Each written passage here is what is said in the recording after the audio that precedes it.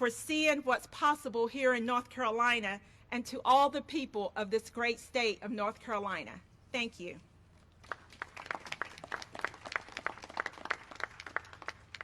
We'll now recognize our President Pro Tem of the State Senate, Phil Berger.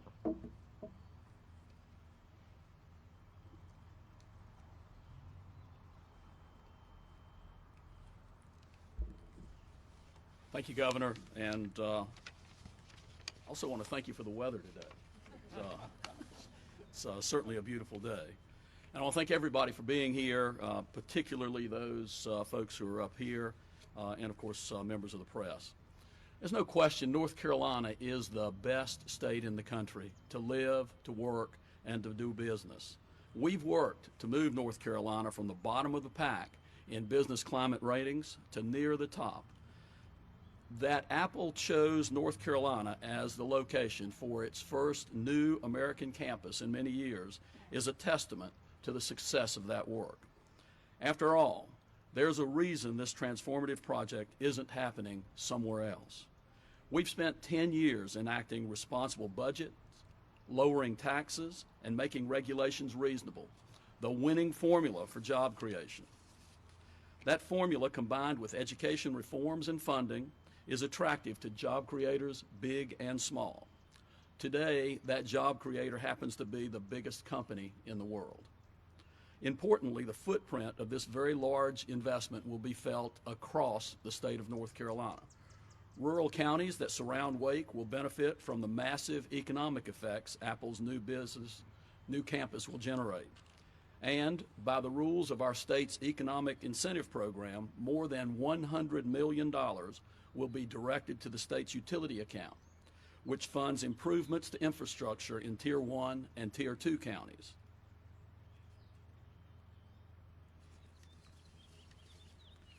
New tax revenue generated by Apple's new campus and the high-paying jobs that come with it will help fund schools, colleges, roads, and bridges from the mountains to the coast. And it must be said that this project would not have happened without key people who spent a lot of time 3 years ago updating our state's JDIG program. Those people include Jim Blaine, Bart Goodson, Ken Udy, Barry Boardman, Jonathan Tart, Cindy Averett, Tony Copeland, and Dan Edifaw. There are other people that deserve credit, but they're the ones that worked tirelessly on updating the JDIG legislation. They deserve as much credit as anybody up here for this transformative investment. I want to thank you for being here today and thank Apple for its investment in North Carolina.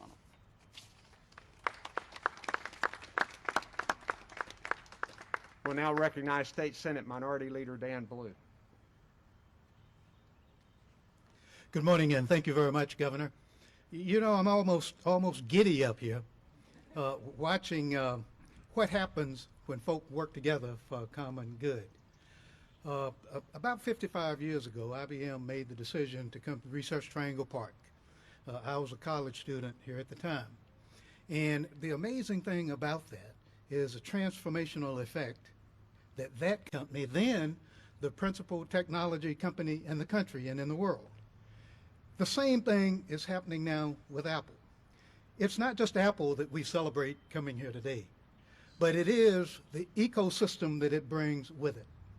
And I will suggest to you that just as we saw IBM transform a region, just as we saw biotechnology being in a position to get a foot with pharmaceutical companies and all of those coming into this area all over the state, we will see the same kind of impact from this decision by Apple. You know, IBM is still here in various forms through Red Hat and in its other capacities, and going strong. And we're going to see that same kind of thing happening with this. Artificial intelligence, this is going to be the hub for it to a great degree. And the industries that will populate the next half a century. So I'm glad that Apple is coming to Wake County. Of course I am. I represent Wake County. But I'm also glad that Apple is coming to North Carolina. Anybody who studied how these super international companies do know that the ripple goes far and wide. And we just got to commit ourselves to invest in those things that will service not only the apples, but other great companies that will be coming. The governor alluded to it: education, education, education, and infrastructure. And if we can work together to bring us to this point, as Democrats and Republicans running this state, representing all of the people in this state, we can work together to make an environment so that North Carolina is second to none in the country, but more importantly, second to none in the world as we provide for our people. Thank you, Governor, for leading us through this. Thank all of you for being here. We'll now hear from the Speaker of the State House, Tim Moore. Thank you, Governor. Good morning. I can think of no better weather and no better news to announce today in North Carolina. This is something that we should all be proud of. And just as the previous speakers have said, this is an example of what happens when everybody works together. You know, when the transformative project legislation was introduced, we had one project in mind, but isn't it great when it's a different project that comes around? I think the governor, before we came out, said it well. When a window closed, we had a big door open all of a sudden. And this is an absolutely huge opportunity, not just for our state, but frankly for so many generations yet to come. Folks who live here, folks who will move here. The catalyst that this will serve when it comes to the development of technology, research and development, and the multiple spin-off companies that will happen can't be fully stated. Look at the history of the great work that's happened here at the RTP, the reason that so many companies invest here. And one of the common things that we hear a lot is the investment in higher education, the fact that higher education partners so much with private industry. So it's no accident that Apple decided to locate this major expansion in North Carolina. 3,000 jobs, roughly $1 billion investment, all that's going to benefit this state, as I say, for generations yet to come. An opportunity for growth here like we haven't seen in many decades at this extent. You know, this has been a challenging last 12 months. North Carolinians are hungry for good news. Well, today they received great news. And I'm proud to be here standing with these other leaders today to say welcome to Apple.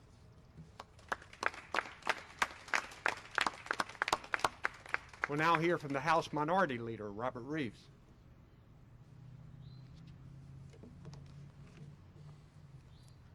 And I would also say good morning and thanks to everybody for being here. I especially want to thank our governor. I want to thank Secretary Sanders. Pretty good first month on the job, I'd say. I want to thank our legislative leaders here and reiterate what you've heard. This is what happens when we work together. This is what happened when different viewpoints, different thought processes come together, figure out compromise, and figure out ways to move forward. And just as the speaker said, when we came up with the transformative legislation, you know, we had one idea in mind. We now have another company to be happy about. And getting a company like Apple is so important because of what they are committed to. They're committed to diversity. They're committed to inclusion. They're committed to making things better. And how exciting is it to be in North Carolina? If you've been a North Carolinian all your life, I, just like Senator Blue, wasn't alive when IBM got here. Wasn't quite in college, but but with that being said, I remember what it meant to my family. I had an aunt and uncle who were just getting out of school. They had a chance to locate somewhere, and they decided to stay, with opportunities all over the country, to stay in North Carolina because IBM was here.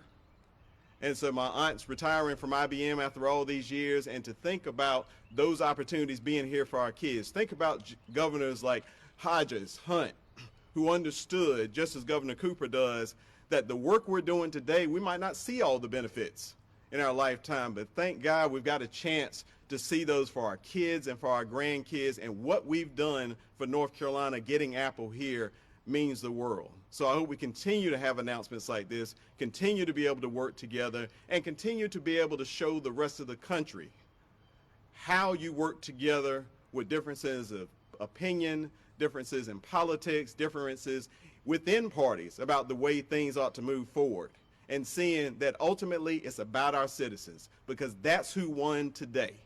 The citizens of North Carolina, the people who live here, the people who call it home.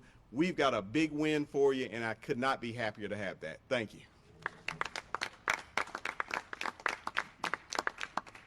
We'll now hear from the chairman of the Wake County Commissioners, Matt Calabria. Matt?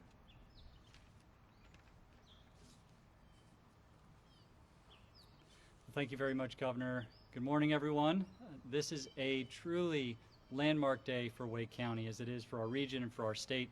Again, I'm Matt Calabria, Chair of the Wake County Board of Commissioners, and on behalf of the county and the County Commission, I want to welcome Apple into our community. I want to start by thanking Governor Cooper, Secretary Sanders, for their leadership on this project and so many other things. I also want to thank our legislative leaders, many of whom you've heard from today, for the work of their respective houses in making this project a reality.